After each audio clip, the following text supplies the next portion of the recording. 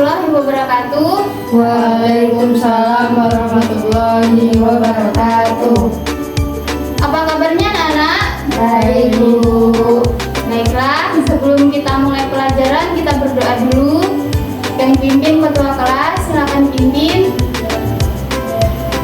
Baiklah teman-teman, sebelum belajar kita berdoa terlebih dahulu. Berdoa menurut kepercayaan masing-masing. Berdoa mulai. Doa selesai. Baiklah, setelah itu kita absen dulu ya anak-anak. Ya, Bu. Yang pertama Amelia Zahro, Hadir.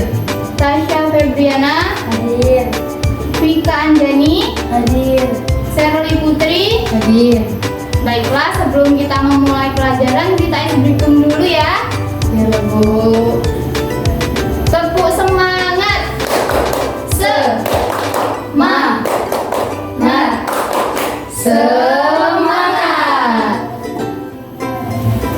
Baiklah, Ibu di sini akan menjelaskan tentang cara kita menjaga lingkungan.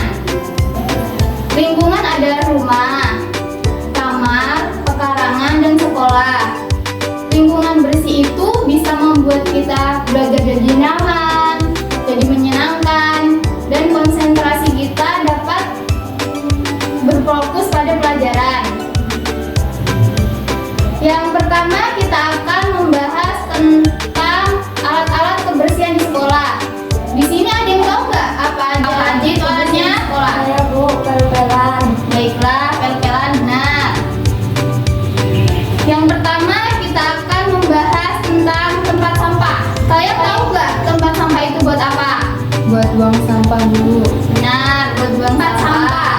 Sampah harus dibuang pada tempatnya. Dan sampah itu terbagi menjadi dua bagian. Yang pertama sampah organik dan non-organik. Baiklah, yang kedua itu sapu. Ada yang tahu nggak apa kegunaannya itu apa? Saya, Bu, untuk membersihkan lantai. Ya, benar. Yang ketiga itu pel. Pel itu digunakan untuk mengepel lantai dari debu. Baiklah, yang keempat itu kemoceng. Kemoceng itu terbuat dari bulu ayam atau bulu angsa. Yang kelima, pengki. Ada yang tahu apa itu pengki? Enggak, Bu. Enggak, Bu. Baiklah, pengki itu adalah serok sampah. Serok sampah itu digunakan untuk mengangkut sampah. Kemudian ember.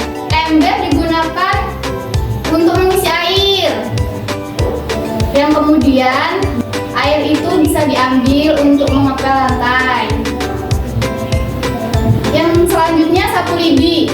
Ada yang tahu sapu lidi terbuat dari apa? Saya, Bu. Ya, Pelepah kelapa kering. benar, pelepah kelapa kering. Kegunaan sapu lidi adalah untuk menyapu halaman seperti daun-daun Dan yang terakhir itu sikat. Sikat digunakan di sekolah itu bisa buat kamar mandi ketika kamar mandi kotor.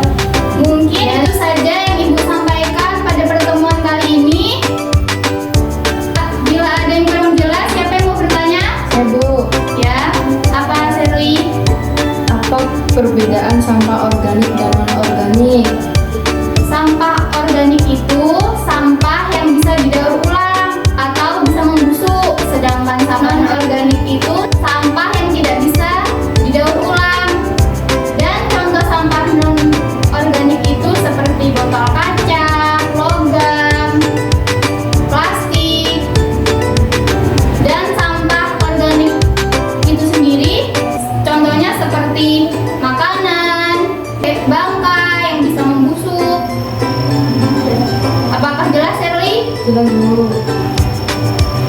Apakah ada yang ingin bertanya lagi? Enggak, Bu. Baiklah, sekian yang bisa Ibu sampaikan pada